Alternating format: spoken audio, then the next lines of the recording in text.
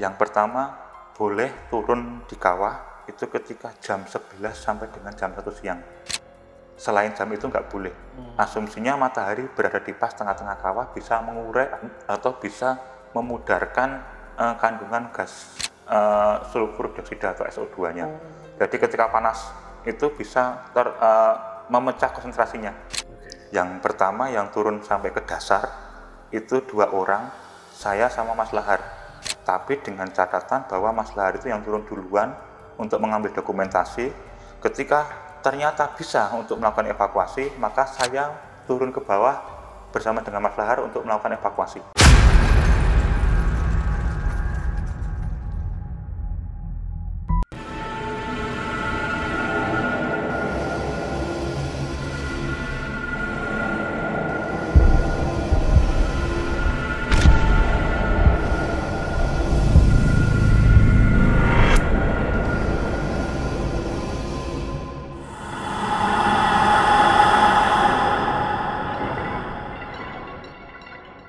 Assalamualaikum warahmatullahi wabarakatuh.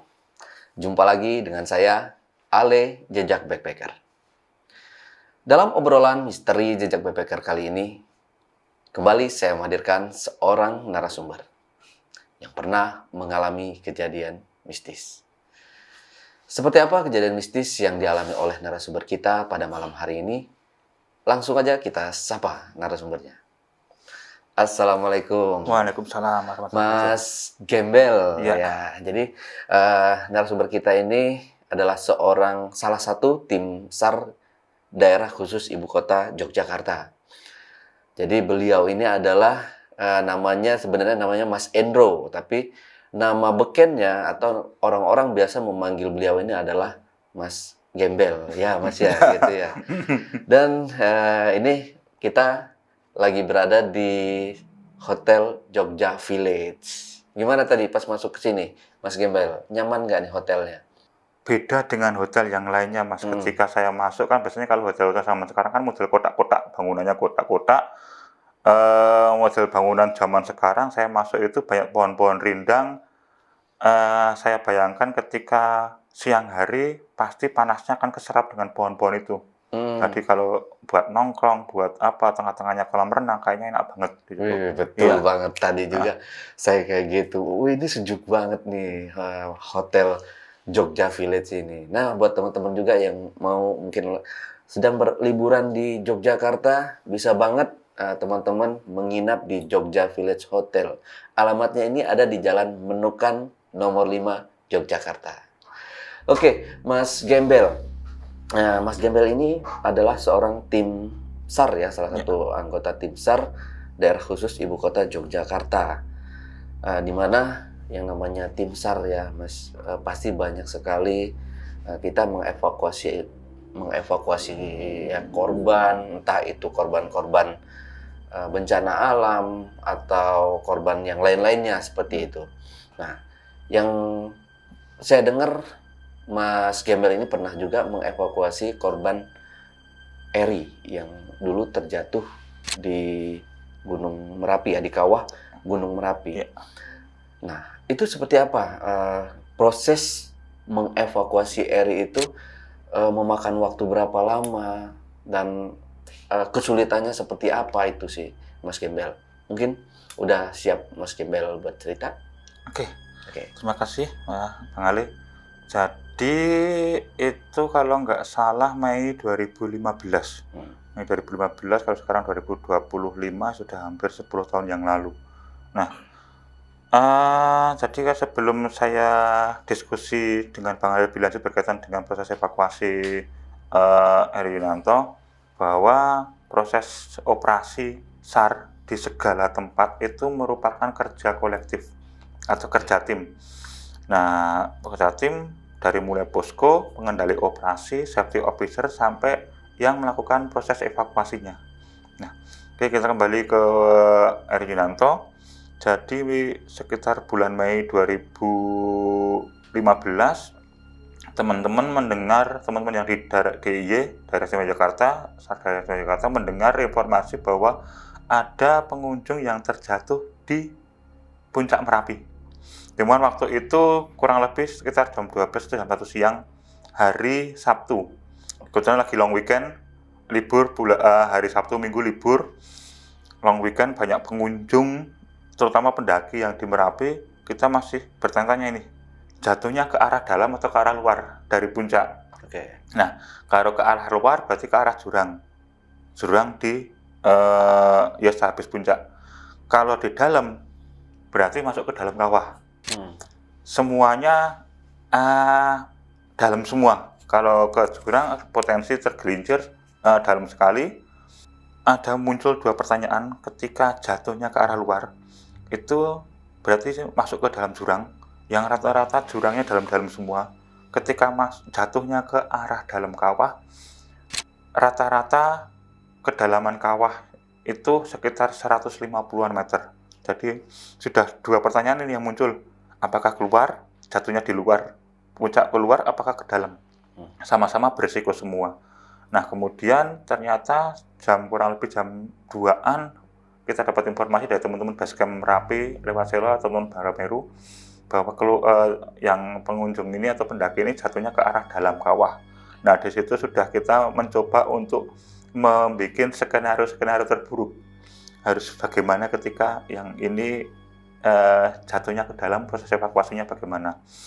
Kemudian diputuskan Komandan SADY Pak Brotoseno menandatangani surat tugas untuk berangkat proses evakuasi. Kemudian teman-teman berkoordinasi dengan lintas sektor, berkoordinasi dengan BPBD DIY berkaitan dengan support personil, armada, peralatan, kemudian kontak teman-teman dari SAR Klaten, SAR Boyolali, Basarnas Semarang, Basarnas Jakarta, kemudian SAR Magelang untuk berkumpul menjadi satu membuat struktur operasi.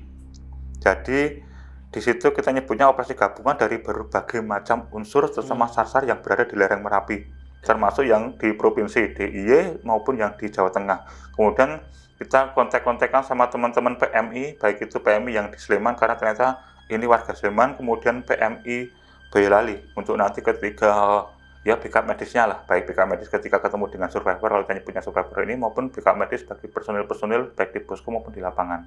Nah itu. Nah kemudian kita sampai di Selo Boyolali yang basecamp jalur pendakian Merapi lewat Selo itu kurang lebih sekitar maghrib lah, habis maghrib. Di situ koordinasi dengan berbagai unsur tadi, kurang lebih jam 7:30 sudah jadi struktur posko, struktur posko operasi. Itu bagi kami teman-teman yang semuanya terlibat di sana itu merupakan koordinasi operasi yang paling cepat antara DIY Jawa Tengah, kemudian teman-teman Klaten, Boyolali, Magelang, itu dengan jangka waktu 1 jam struktur operasi sudah jadi.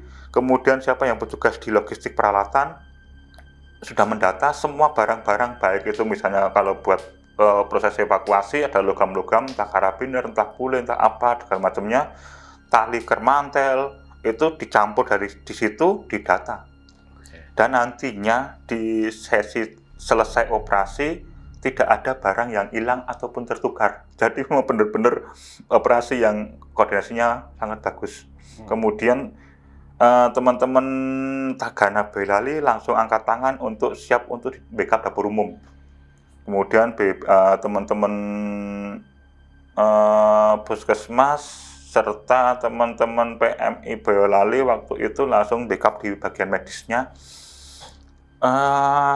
Semua unsur yang ada di situ, termasuk teman-teman relawan sudah siap, bahkan menjadi porter untuk melangsir barang-barang dari posko, dari basecamp sampai ke Pasar Bubrah yang buat stay kita sebelum melakukan evakuasi. Jadi ada tim yang buat personil, ada tim yang buat porter barang-barang evakuasi. Nah, itu kan satu satuan operasi SAR. Kemudian disepakati karena waktu Sabtu setelah kejadian itu kan teman-teman Basecamp Barameru naik ke atas untuk menyapu semua pengunjung ke bawah agar jalur pendakian bersih. Nah, disepakati bahwa personil tersebut menjadi seru 1 atau tim Search and Rescue Unit, seru atau regu satu buat sekaligus nanti menyisir pengunjung ketika masih ada yang tercecer untuk diminta turun ke base camp. Kemudian regu yang kedua membackup regu satu tersebut. Nah, disepakati waktu itu malam hari kita briefing siapa yang ditunjuk untuk proses evakuasi. Nah itu, dari ditunjuk untuk proses evakuasi, muncul beberapa nama di situ. Ada berdasarkan dengan pengalaman-pengalaman sebelumnya itu siapa yang pernah turun sampai dengan kawah, sudah ada, ternyata ada 3 orang. Mas Lahar, Mas Adi, Mas Theo. Mas Lahar, Mas Adi, Mas Theo ini orang lokal sana. Yang sudah pernah masuk ke dalam kawah bersama dengan BPTKG kalau nggak salah untuk mengambil sampel batuan. Jadi pernah turun, pernah tahu jalurnya turun ke bawah. Kemudian dari teman-teman SADI yang turun ke bawah, ada 4 orang, saya sendiri, ada yang namanya Mas Andri Susanto, ada yang namanya Mas Rahmat, ada yang namanya Mas Ahmad Muhsin. Jadi 4 orang. Nah akhirnya disepakati tengah malam itu yang akan turun ke dasar kawah untuk proses mengambilnya itu 5 orang. Mas Lahar, saya, Mas Ahmad Muhsin, Mas Andri Susanto atau Mas Tatus atau Mas Rahmat. Kemudian ditunjuk lagi safety officer atau yang bertugas untuk mengendalikan keselamatan itu 3 tim atau 2 tim, saya kelupaan. Itu timnya dari pengamat Gunung Merapi, PGM, BPTKG atau Balai Penyelidikan dan Pengamatan Gunung Apian. Itu kalau nggak salah 2 tim atau 3 tim itu yang menjadi safety officer, karena nanti kan hubungannya dengan BPTKG berkaitan dengan aktivitas Merapinya. Nah, terus dibagi lagi beberapa tim lagi, salah satunya adalah tim yang buat rigging atau memasang lintasan. Jadi tugas dari kami sendiri yang 5 orang itu bertugas ke bawah mengakses si survivor. Ketika sudah bisa mengakses, nanti dari atas, tim atas itu yang membuat rigging atau lintasan vertikalnya untuk nanti menurunkan tali dan instalasinya untuk nanti diangkat. Jadi kalau kita bicara di sini bahwa operasi SAR itu adalah operasi kolektif, bukan personal saya sendiri atau beberapa orang lagi, yang 5 orang turun itu enggak, tapi memang satu kesatuan yang utuh. Nah itu. Nah, ada beberapa hal lah yang sebelum naik itu ya, saya sempat pertama meng-off-kan HP. Karena saya barusan nikah, pasti ini nggak diperbolehin nih sama istri saya. Ya udah, HP saya off-kan. Itu istri saya tanyanya ke teman-teman, ini Mas Hendro ikut naik enggak kok nggak ikut naik. Ya nggak ikut naik soalnya turun. Jadi itu nggak ikut naik soalnya saya turun ke bawah kan itu. Ya benar teman-teman jawabnya gitu. Terus di situ saya dalam tanda kutip sempat agak berpikir ini proses yang agak beresiko. Ketika saya turun belum tentu kawah ini stabil. Nah itu karena waktu itu kan Komandan SADIY Pak Betosino atau lebih sering dipanggil dan BS itu komunikasi dengan Barono. Dulu kepala BPTKG, kemudian menjadi staf ahli di Pusat Vulkanologi dan Mitigasi Bencana Geologi Bandung, komunikasi intens bahwa menyatakan bahwa Gunung Merapi itu bukan aktif normal, tapi normal aktif. Jadi 2 hal yang berbeda. Kalau aktif normal berarti Gunung Merapinya itu aktif tapi kondisi normal. Tapi kalau normal aktif itu kan Gunung Merapi waktu kejadian itu kondisinya normal tapi sebenarnya aktif. Aktif berkaitan dengan hembusan gasnya, berkaitan dengan aktivitas kegempaannya yang di dalam itu. Jadi yang menjadi agak berpikir tajam kan itu aktif normal sama normal aktifnya itu. Tapi ya mantep waktu itu niatan saya sama teman-teman adalah bagaimana mengupayakan melakukan penyelamatan bagi si survivor ini. Bagaimana kita untuk mengambil untuk diserahkan ke keluarganya. Dan waktu itu oleh posko disepakati bahwa kita semaksimal mungkin untuk mendekati survivor. Kalau saya nyebutnya survivor aja. Mendekati survivor ketika memang benar-benar tidak bisa diambil, kita harus bisa menjelaskan kepada keluarga dalam bentuk dokumentasi. Nah, tujuannya awal mendekat sedekat mungkin kan untuk itu.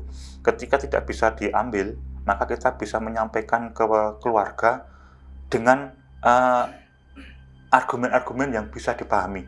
Tidak ketika sebelum kita mengakses atau kita mencoba, oh nggak bisa dievakuasi karena dalam. Itu kan bukan jawaban yang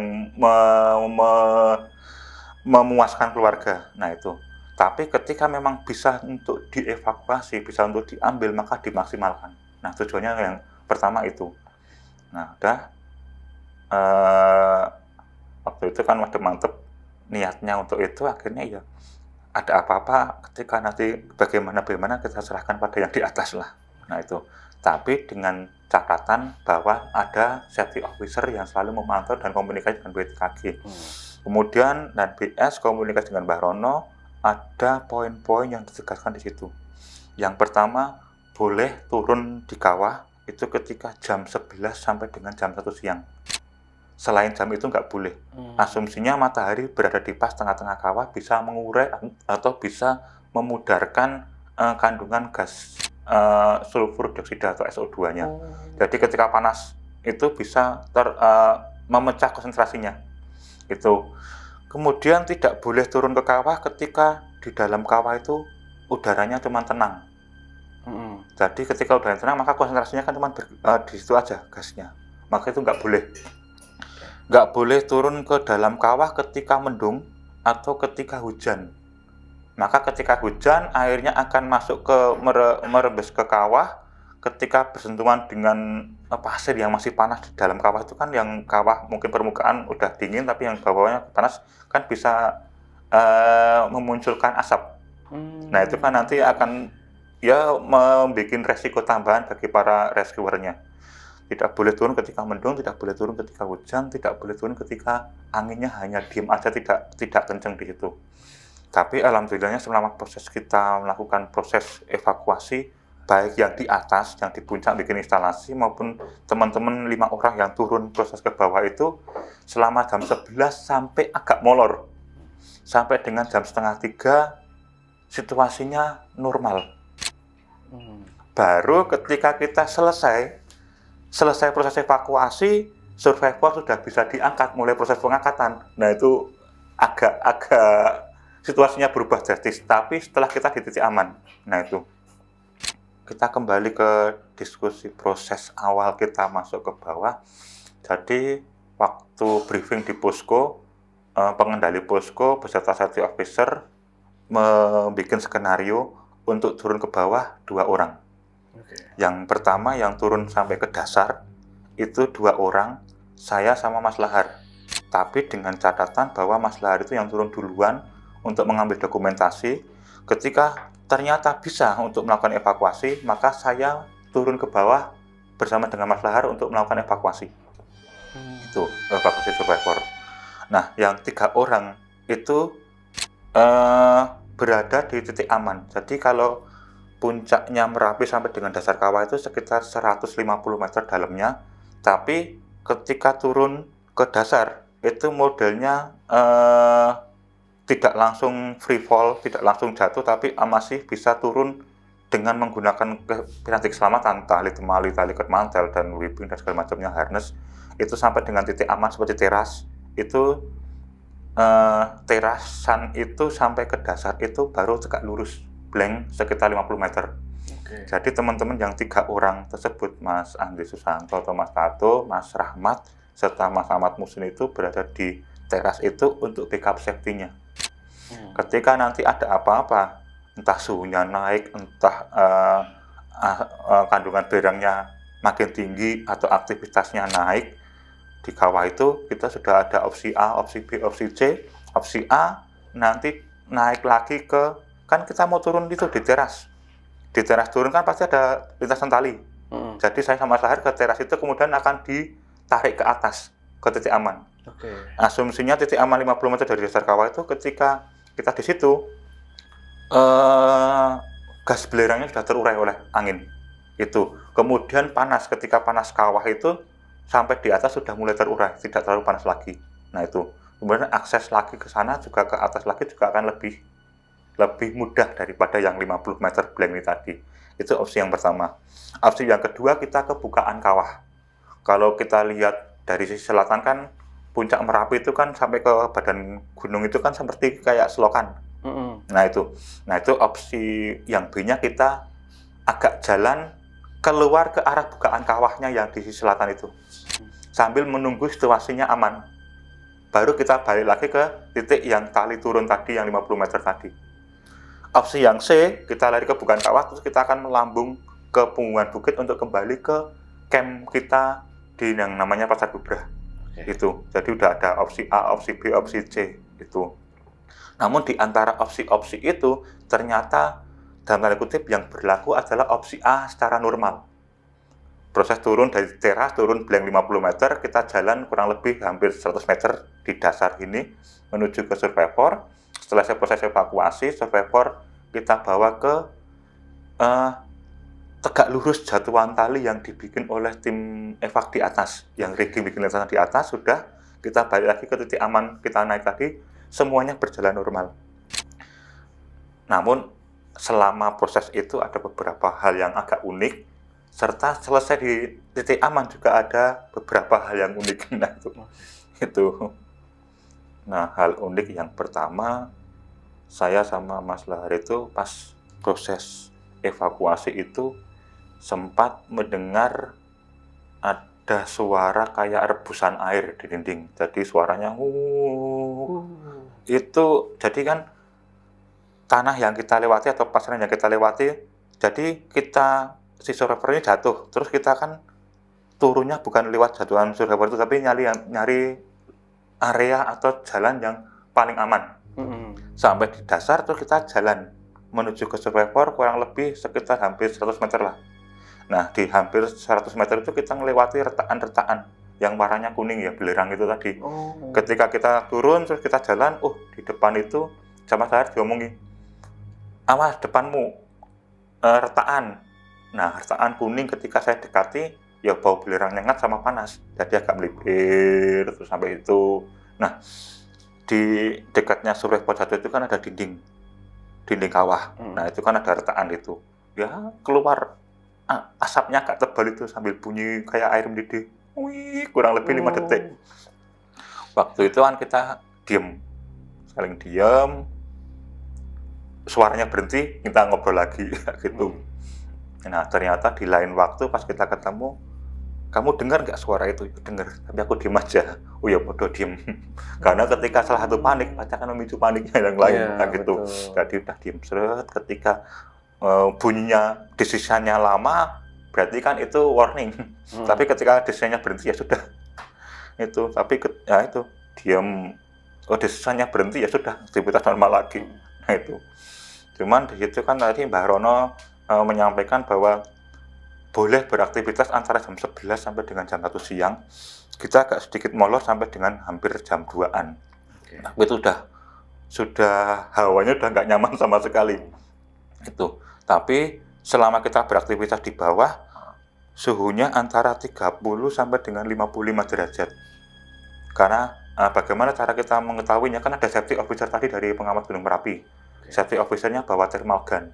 Jadi nembak titik-titik retakan kawah-kawah yang muncul belerang tadi, ditembak pakai alat yang namanya thermal gun tadi, muncul suhu. Nah, ketika kita jalan, awas depanmu retakan ini, misalnya retakan ini suhunya sekian, terus kita lewati. Nanti depan kita ada lagi, awas depan retakan sekian, di belakang.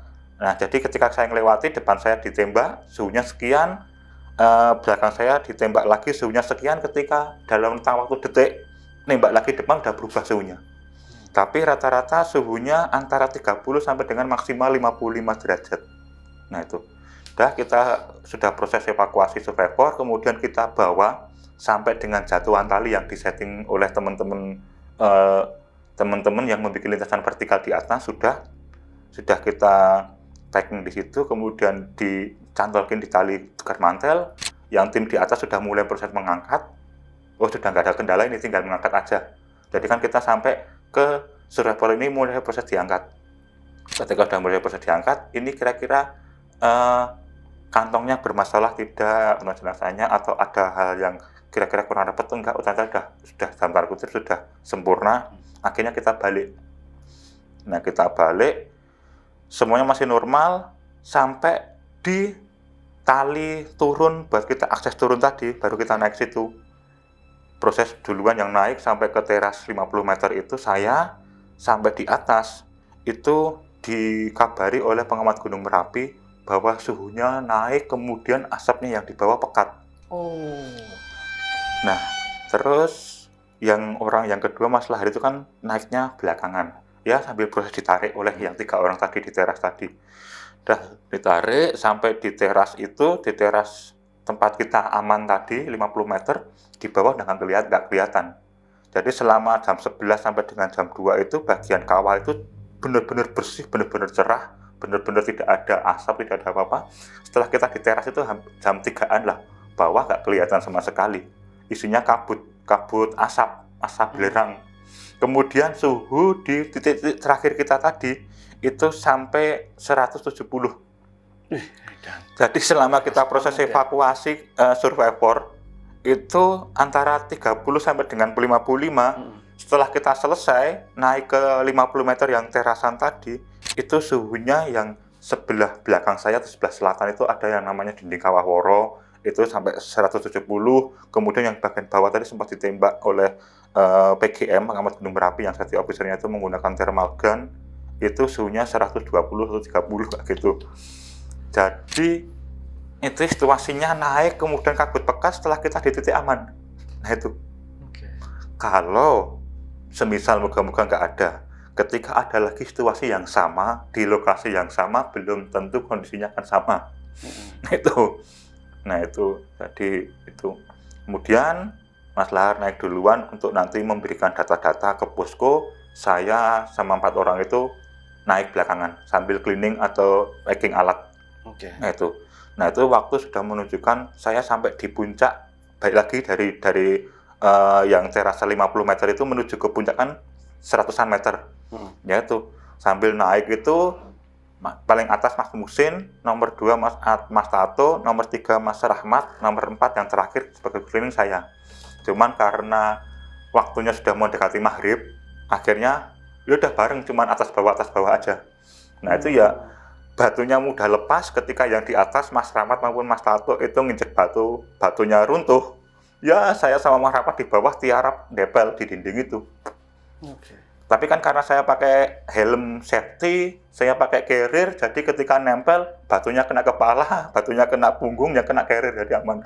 Saya sama Mas Rahmat itu yang paling bawah, di atas bilang batu jatuh atau rockfall atau awas rock, gitu pada nempel di dinding tebing itu. Entah yang penting yang kena, kalau nggak kena punggung, kena kepala, tapi kan karena pakai helm ya sudah aman gitu. Tuh dak tuh sampai di atas itu kurang lebih maghrib. Sedangkan yang tim rigging lintasan vertikalnya, Mas Hafiz beserta tim dari teman-teman Barameru, dari teman-teman SAR Klaten, dari teman-teman Basarnas Semarang, serta teman-teman SAR Boyolali sama Magelang, jadi satu tim yang buat vertikalnya, itu menghentikan aktivitas mau mendekati maghrib. Itu posisi survivor baru keangkat kurang lebih 50 meter juga. Kenapa kok diberhentikan maghrib? Karena memang oleh posko, oleh pengendali operasi itu tidak diperkenankan untuk melakukan aktivitas setelah gelap. Itu karena kan dalam tanda kutip ini survivor ini sudah dalam tanda kutip meninggal dunia, jadi tidak perlu mengejar harus cepat, tapi safety-nya teman-teman nggak ada. Nah itu tapi berbeda ketika survivornya ini masih hidup, maka semaksimal mungkin dengan kondisi aman harus diangkat. Nah itu, jadi itu kenapa kok nggak malam hari itu toh misalnya. Kalau misalnya malam hari, oke, dipaksain tuh diangkat ke atas. Nanti kan proses menurunkan ke bawah sampai ke base camp kan juga tengah malam. Nah itu kan juga akan meningkatkan resiko, bukan resiko apa-apa, tapi resiko di perjalanannya. Entah nanti mungkin ada yang kesandung, tergulung, jatuh, rescuernya dan segala macamnya. Jadi itu, karena sudah gelap, beresiko bagi rescuer, akhirnya diputuskan bahwa akan dilanjutkan operasi pada besok pagi harinya, tinggal mengangkat. Itu, nah itu tinggal mengangkat. Disepakati, Mas Lahar sudah turun ke bawah, akhirnya saya 4 orang itu turun ke bawah ke Pasar Bubra untuk menyusun skenario lagi untuk proses hari berikutnya lagi. Nah itu, jadi kalau dibilang itu hari Sabtu kejadiannya, kemudian Minggu kita naik ke atas, tim-tim itu seru 1, seru 2, saya sendiri seru 3, atau regu 3, regu 4 yang bawa logistik, regu 5 bawa logistik, ini logistik alat serta permakanan, alat buat evakuasi dan permakanan, logistik regu 6 pendukung yang lainnya. Sudah, Senin proses evakuasi yang tadi sempat terhenti tadi, Selasa sudah terevakuasi, Selasa pagi kurang lebih jam 9 atau jam 10 sudah bisa terangkat. Nah, berarti dari kejadian kurang lebih 4 hari. Target oleh posko itu selama 7 hari. Proses evakuasinya 7 hari, maksimal 7 hari proses evakuasinya, tapi sudah kita selesaikan di hari keempat dari kejadian, bukan dari hari keempat mulainya operasi, enggak. Hari keempat mulainya, kalau mulainya operasi hari Minggu pagi. Jadi di hari yang ketiga. Hari yang pertama, hari Minggu kita bikin rigging atau pasang lintasan, hari Senin turun, ternyata sampai maghrib tadi, hari Selasanya pagi tinggal kita ngangkat jam 9 atau jam 10 sampai di puncak. Terus pengendali operasi atau SMC, Search Mission Coordinator itu membikin estafet lah. Karena di situ banyak potensi SAR yang terlibat, akhirnya dibikin estafet. Ini survivor yang sudah ditandu ini diestafetkan dari titik A menuju titik B nanti oleh tim ini, titik B menuju titik C, atau dari pos Pasar Bubra sampai dengan pos 2 tim ini yang akan bawa, misalnya tim A. Nanti dari pos 2 sampai pos 1 tim B yang akan bawa, pos 1 sampai dengan gerbang Taman Nasional, tim C nanti Taman Nasional sampai dengan New Selo base camp, itu tim D untuk masuk ke ambulan. Jadi sudah dibagi-bagi seperti itu. Tapi itu udah ranahnya tim yang lain. Kita sudah sampai di atas, packing peralatan, turun ke Pasar Bubra atau yang sebelum naik ke puncak. Kalau mungkin kalau Gunung Semeru itu di Kalimati, nah bahasanya Pasar Bubra itu Kalimati, jadi camp-campan terakhir sebelum naik ke puncak. Nah itu udah situ regroup lagi, kemudian checklist peralatan yang kita bawa, kemudian turun ke base camp. Sampai ke base camp atau sampai ke posko operasi itu kurang lebih maghrib. Nah itu. Nah, kalau bahasa-bahasanya yang agak-agak berbeda itu ya sebenarnya banyak sih. Banyak. Cuman karena saya kurang peka dengan hal-hal yang agak mistis, jadi yang saya rasakan tidak sebanyak teman-teman yang lainnya. Itu. Ya contoh tadi ketika ada asap yang keluar, kayak bunyi rebusan air itu, gitu ya sempat kaget, ada apa ini. Kemudian setelah jam 1:30 lewat itu saya merasakan hawa sama Mas Lahir juga, tapi Mas Lahir ya kayaknya merasakan juga yang nggak nyaman sama sekali di dalam. Jadi benar-benar nggak nyaman, maksudnya nggak nyaman bukan karena apa, tapi situasinya benar-benar nggak nyaman. Nah itu. Terus sampai di titik aman yang teras 50 meter dari dasar tadi sudah di situ udah lega. Udah benar-benar plong, meskipun di bawah itu asap pekat, asap sulfatarnya pekat banget, kemudian suhu dikabarin oleh pengamat Gunung Merapi itu, Mas, Kawah Woro yang di dinding sebelah selatan, Kawah Woro suhunya 170. Oh, itu yang kayaknya dari jarak dari sini ke sini aja udah kebakar ya, Mas ya. Yang kalau yang di awal yang saya lewat mendekati mau menuju ke survivor itu kan di depan saya ada yang kuning-kuning ya, tadi belerang tadi. Jarak 20 meter itu kerasa anget kayak gitu. Jadi ketika jarak 20 meter kerasa anget, saya melipir nyari jalan yang lainnya menuju ke survivor. Tapi ketika suhunya 170, waktu saya di bawah, pasti oleh safety officer akan ditarik. Nah itu. Jadi pergerakan kita di bawah itu dalam tanda kutip bukan karena sekedar berani, tapi karena tadi juga safety officer memperbolehkan berdasarkan data-data. Itu. Kemudian pengendali posko juga memperbolehkan berdasarkan koordinasi antara pengendali posko, safety officer, serta BWTKG maupun instansi-instansi lainnya. Jadi itu. Jadi proses evakuasi Merapi, saya masuk ke kawah, teman-teman masuk ke kawah, 5 orang masuk ke kawah, serta yang lainnya safety yang tim evaknya vertical rescue itu sudah bikin lintasan itu bukan karena modal berani saja. Tapi memang sudah ada koordinasi lintas sektor gitu. Nah, gitu. Tapi Mas Gembel, waktu pada saat mengevakuasi itu kan Mas Gembel sama Mas Lahar ya. Iya. Nah kebetulan Mas Lahar ini dia udah pernah cerita di channel tetangga nih, kalau nggak salah ya. Nah jadi pada saat melihat jasad almarhum Eri waktu itu, apa yang maksudnya Mas Gembel ngelihat itu jasad udah kayak patah, keadaannya itu seperti apa sih, Mas? Kalau saya tidak akan membicarakan hal itu. Nah, kalau saya akan membicarakan hal itu, tapi ini bagaimana ini saya harus memanusiakan manusia. Jadi itu dengan kondisi apapun itu, maka saya harus bisa untuk menyempurnakan, bahasanya menyempurnakan si survivor. Nah itu menyempurnakan si survivor, karena ini pasti survivor ditunggu oleh keluarganya ini. Nah gitu, ditunggu oleh keluarganya.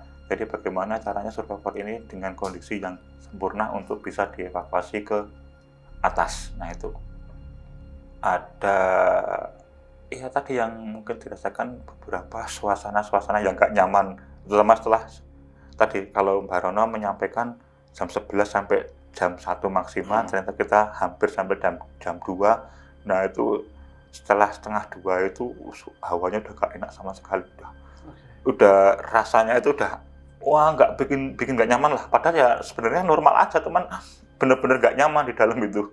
Nah itu berarti pada saat itu semua relawan tim SAR gabungan itu semuanya nginep pada saat selama 4 hari proses evakuasi itu. Jadi regu 1, regu 2 yang sudah duluan, regu 1 itu yang menyapu pengunjung. Akhirnya dia menjadi rescuer juga di atas. Kemudian regu 2 yang membackup regu 1 tadi, saya sama 5 orang tadi kan regu 3, bahasanya seru 3 atau regu 3. Kemudian bergabung dengan yang tim vertical rescue itu regu 3. Kemudian regu 4 logistik permakanan serta peralatan karabiner, tali dan segala macamnya. Kemudian regu 5 backup personil nanti buat estafet dari puncak menuju ke Pasar Bubrah namanya. Nah itu regu 5 rata-rata satu regu itu ya variasi orangnya, tapi rata-rata antara 8 sampai dengan 10 orang. Semuanya ngecamp di Pasar Bubrah, yang camp-campan sebelum naik ke puncak. Nah itu semuanya, termasuk safety officer-nya dari PGM atau pengamat Gunung Merapi. Nah itu ngecamp selama 4 hari. Kalau saya selama 3 hari, mulai dari Minggu, saya naiknya Minggu subuh, Senin, Selasa udah turun. Tapi yang teman-teman yang regu 1, regu 2, teman-teman Barameru yang jadi seru 1, seru 2 buat nyisir pengunjung, ya 4 hari pasti totalnya ngecamp di atas. Nah itu. Berarti kesulitannya untuk tim SAR seperti Mas Gembel nggak terlalu sulit ya untuk mengevakuasi jasad almarhum Eri pada saat itu. Kalau dibilang sulit, iya sulit karena lokasinya. Yang pertama kan ketinggiannya kurang lebih 150 meter. 150 meter. Yang kedua akses menuju ke dasar kawahnya itu yang kalau kita nyebutnya scrambling itu turun tebing tapi sambil niti batuan tebingnya. Jadi tidak langsung blank. Tidak langsung blank, tapi kan itu tetap pakai safety, pakai harness, pakai peralatan untuk ascending sampai ke terasan yang tadi yang saya bilang 50 meter sebelum dasar. Nah baru di situ langsung blank, tegak lurus. Nah itu bikin lintasan lagi untuk turun sampai dengan 50 meter sampai dasar kawah. Jadi 150 itu kalau yang survivor jatuh itu memang benar-benar tegak lurus. Tapi kalau kita nyari jalurnya ya jalur yang paling aman, yaitu 100 itu scrambling atau turun niti batu itu tidak langsung yang blank tapi agak miring dikit. Nah baru yang benar-benar blank tegak lurus itu yang 50 meter tadi. Itu kan banyak kendala, itu yang maksudnya yang kendala yang turun, belum nanti kendala yang membuat lintasan vertikal buat narik survivor. Itu kan tidak ada ini batuan yang solid. Ketika kita menambatkan tali buat bikin anchor atau tambatan tali, batu yang gede aja sebesar meja ini ketika ditarik itu gerak. Jadi ketika ditarik, gerak. Ternyata ini cuman batu gini, nggak batu solid sampai ke bawah. Akhirnya nyari batu yang solid, dibor. Pertama bornya yang Mas habis itu ngebornya pakai bor manual. Pakai bor manual sama palu, kurang lebih selama 15 menit, satu kali lubang, terus pakai baut digencangkan dol. Jadi harus ngulang lagi 15 menit. Baru ketika yang regu 4 atau regu 5 itu yang bawa perlengkapan itu ada yang bawa bor listrik, mau request bor listrik. Sudah, maaf bukan bor listrik, bor baterai. Sudah, habis itu ya cuma nek, bor, kencengin dol, ganti lagi, pindah lagi. Kalau ini kan manual 10-15 menit.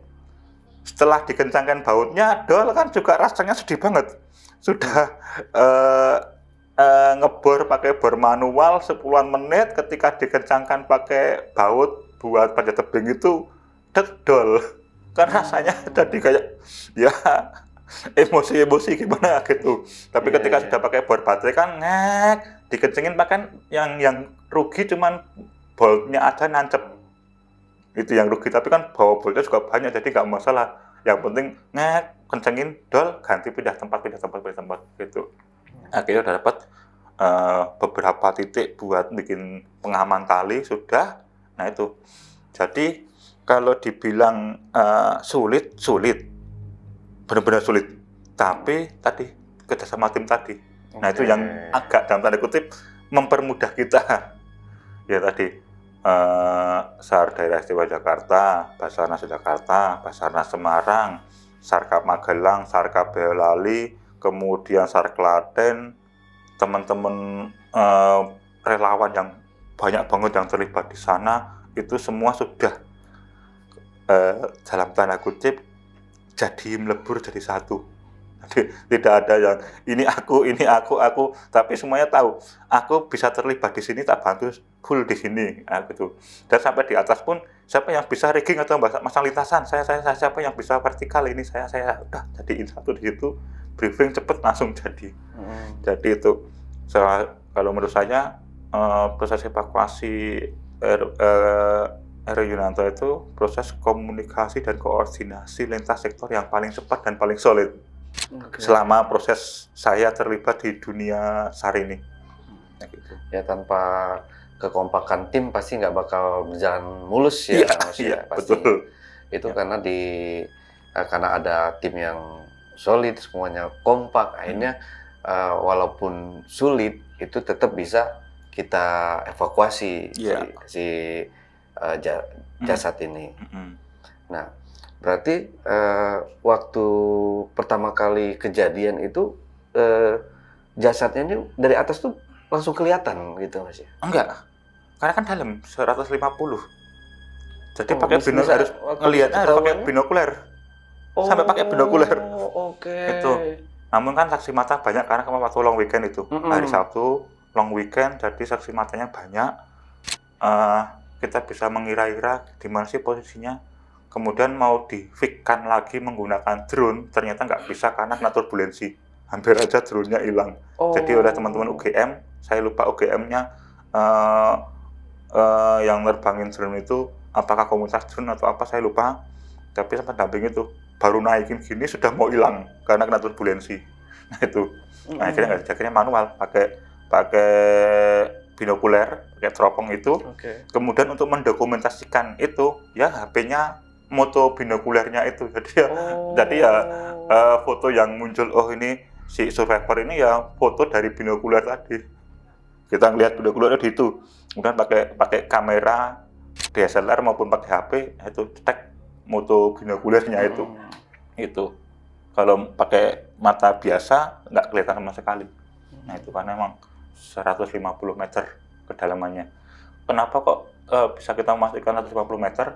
Karena tali yang kita gunakan untuk proses evakuasi tadi, yang buat survivor dari tim vertikalnya itu, satu tali 50 meter, serta satu tali disambung satu tali yang 100 meter, itu pas banget sampai di bawah.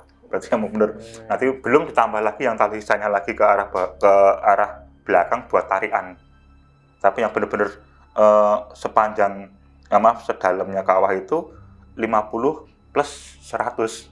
Jadi itu cuma sisa dikit, berarti ya memang 148an kalau nggak 147 meter dalamannya. Nah, untuk saksi sendiri, ini temen rombongan dari si almarhum Eri ini atau memang ada pendaki lain? Jadi sebenarnya naik berapa orang sih waktu itu? 2 orang. Oh, dia 2 orang. berdua? 2 orang sama temennya, saya lupa namanya siapa. Nah itu. Nah sebenarnya kan tapi karena itu yang melaporkan malah pengunjung lainnya. Jadi yang laporan ke bawah ke base camp. Oke. Bukan temennya masih shock lah di atas, temennya yang melaporkan ke bawah ya sama pendaki lainnya yang melihat itu yang di saksi mata. Nah itu kan itu long weekend yang lihat kondisinya itu kan ya maksudnya kejadian itu kan juga banyak itu yang lihat gitu. Memang seperti apa sih sebenarnya batu puncak Garuda ya pada saat itu yang dinamakan sama pendaki ini itu ada puncak Garuda. Itu memang setajam apa sih puncaknya itu, Mas? Kalau puncak Garuda itu kan penyebutan dahulu, zaman agak lama. Namun puncak Garuda itu rusak di erupsi 2006, kemudian tambah rusak lagi di erupsi 2010. Jadi kalau teman-teman yang base camp New Selo itu nyebutnya puncak tusuk gigi karena cuman batu runcing aja gitu. Betul. Jadi bukan Garuda lagi, cuman kan kondangnya masih puncak Garuda. Tapi kalau teman-teman Haramber habis itu nyebutnya puncak tusuk gigi karena benar-benar runcing. Nah itu naiknya itu yang banyak saksi mata menyampaikan dia naik pas turunnya Surabaya itu pas turunnya itu terpleset waktu turun. Nah itu terpleset waktu turun. Tapi memang seharusnya itu memang nggak diperbolehkan untuk naik ke puncak itu, Mas ya? Tidak diperbolehkan dan tidak area tersebut, maksudnya puncak di daerah puncak itu kan memang sudah ada keterangannya. Hanya boleh melakukan pendakian sampai dengan Pasar Rubra saja. Sampai dengan Pasar Rubra ke atas tidak diperbolehkan. Apalagi ya sampai puncak kemudian ke kanan dan ke kiri dari puncak itu. Karena kan sebenarnya agak melengkung itu. Itu tidak perkenankan. Tapi kan banyak pengunjung yang sampai kemana-mana juga. Atau pendaki yang sampai ke puncak tusuk gigi itu kan juga banyak juga. Nah mungkinnya ya pas apesnya aja yang survivor itu pas di situ kemudian mengalami kecelakaan gitu. Tapi memang kalau dari Taman Nasional Gunung Merapi memang hanya diperbolehkan waktu itu karena statusnya masih aktif normal, jadi pendakiannya boleh hanya batasnya sampai dengan Pasar Rubra gitu. Pasar Rubra ke atas tidak diperkenankan, tapi kan namanya pengunjung atau namanya pendaki pasti kan ada egonya. Ketika sampai di Pasar Rubra ngapain tinggal puncak tinggal 200 meter atau 300 meter lagi naik kan kayak gitu. Sama aja mungkin kayak di Gunung Semeru juga atau di gunung-gunung lain yang berbahaya memang dibatasi tidak diperbolehkan untuk mendekat ya. Iya. Tapi kan kalau Semeru misalnya nggak sampai di puncak kemudian foto dengan backgroundnya yang asapnya sulfatara dulu itu kan juga nggak keren. Jungkring Saloko itu muncul asap sulfatara dari Jungkring Saloko ketika belum di foto dapat itu kan belum keren, belum naik Semeru kan, bahasanya kayak gitu. Betul, banyak kan kalau dalam peraturan resminya hanya boleh batas Kalimati betul. Dulu itu ya. Tapi ngapain naik Semeru cuma sampai Kalimati kan kayak gitu kadang-kadang. Itu, jadi kan ya itu kegiatan yang ya sebenarnya beresiko tinggi tuh naik gunung itu. Nggak hanya naik gunung, semua kegiatan jalan bebas berisiko tinggi. Namun kan ketika kita mengikuti peraturan, mengikuti ya safety, maka resiko itu bisa ditekan. Bukan menghilangkan resiko, tapi resikonya bisa ditekan seminimal mungkin. Nah, terakhir nih, Mas Gembel ya. Dulu pernah ada korban lagi nggak sebelum Eri ini, Mas, yang jatuh? Sepengetahuan saya sama teman-teman itu dulu belum pernah ada. Belum pernah ya? Maksudnya kawah yang terbentuk ini kan setelah 2006, erupsi 2006 yang kemudian Gunung Merapi itu badannya yang isi tenggara kayak selokan itu. Itu kan karena kubah lava yang gulung erupsi tahun 2006. Jadi sekarang bentuk selokan itu. Nah, itu 2006 sampai dengan sampai sekarang belum ada kejadian. Nah, sebelumnya itu kan puncaknya kawahnya juga tidak terlalu tinggi. Ada namanya kawah mati, ada yang puncak Garuda itu 2006 itu relatif tidak tinggi. dasar kawahnya sampai dengan puncak tidak tinggi. Jadi risiko terjatuhnya pun ketika terjatuh sangat kecil sekali. Kalau kecelakaan di pendakian gunung di Merapi berkali-kali banyak, sampai jatuh ke dalam jurang juga banyak, beberapa kali sebelum bahkan sebelum tahun 2010 pun juga banyak. Namun yang kasus langsung ternyata terjatuh di kawah aktif ya baru 2015 kemarin itu. Gitu. Oke. Berarti ini sampai kapan nih Merapi ditutup ini, Mas, untuk pendakian? Dalam jangka yang lama ya, ini udah lama ya. Mungkin saya sendiri udah kangen banget nih pengen ke Gunung Merapi. Tapi statusnya ini belum menurun-menurun dari tahun ke tahun ya, Mas. Iya. Juli atau Agustus ya 2018 kalau nggak salah, kalau nggak bulan Juli, bulan Agustus 2018 erupsi freatik itu langsung yang itu pendaki lagi pada di Pasar Bubrah lihat erupsinya yang keringkan banyak banget itu. Itu kan 2018. Dari aktif normal setelah erupsi itu terus dinaikkan menjadi waspada. 2020 bulan Oktober kalau nggak bulan November, saya lupa tanggalnya, statusnya naik lagi dari waspada menjadi siaga. 2020 bulan November atau Oktober sampai dengan sekarang statusnya masih siaga. Nah, dari 2018 sampai dengan sekarang 2025 Februari, Merapi belum diperbolehkan untuk dilakukan pendakian dari jalur manapun. Nah, maka ya bisa dibayangkan 2018 sampai dengan sekarang hampir 2025. Hampir 7 tahun, hampir 7 tahun, maka jalurnya sudah kayak gimana rimbunnya. Nah itu, ya pertama kan itu menjadi moratorium pendakian secara alami untuk mengembalikan ekosistemnya. Ya, tapi kemarin ada kebablasan juga itu. Ya, bule kalau nggak salah, bule. Bule ada lokal juga, beberapa orang lokal kayaknya masih ya di bawah umurnya masih pada muda-muda lah gitu. Naik ke puncak Merapi, sempat juga kita share ya pada saat itu. Atau admin yang share di Instagram. Itu sempat viral juga. Itu ya kecolongan mungkin ya. Ya, kalau saat ini kan yang boleh naik ke Merapi, dalam tanda kutip yang boleh naik Merapi kan baru teman-teman dari BPTKG. Balai Penelitikan dan Pengamatan Kegunungapian itu BPTKG untuk pertama melakukan monitoring alat, yang kedua melakukan monitoring gunung. Tapi kalau tujuannya untuk aktivitas alam bebas, sampai saat ini belum boleh. Bahkan beraktivitas di Merapi, BPTKG juga sudah memberikan rekomendasi untuk tidak melakukan kegiatan 3 km dari puncak. Itu 3 km dari sampai sekarang tidak boleh ada aktivitas dalam bentuk apapun di 3 km dari puncak. Nah itu. Oke, itu dengerin, nggak boleh. Jadi tahan aja. Mungkin ya kita nunggu, nggak tahu dalam waktu yang beberapa lama lagi. Dan kalau untuk Gunung Merapi di Sumbar justru malah sudah ditutup permanen ya untuk pendakian. Oke, Mas Gembel atau Mas Endro. Terakhir nih, Mas Endro, ada yang mau disampaikan nggak nih? Mungkin pesan-pesannya ke penonton, silahkan Mas Endro. Oke, bagi rekan-rekan ketika melakukan aktivitas alam bebas, pertama, siapkan mental dan fisik. Siapkan mental dan fisik secara benar-benar.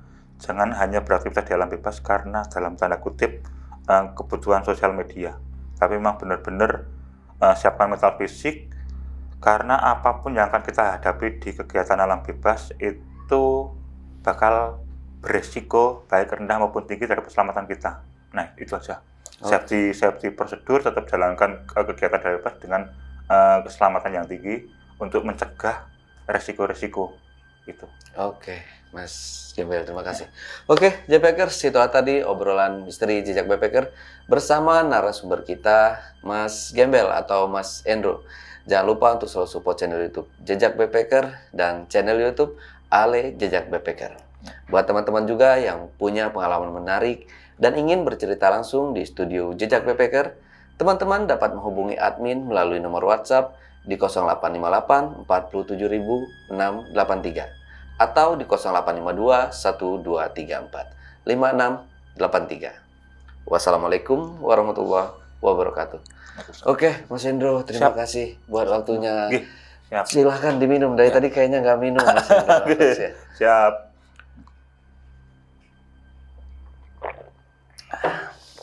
Sampai jumpa.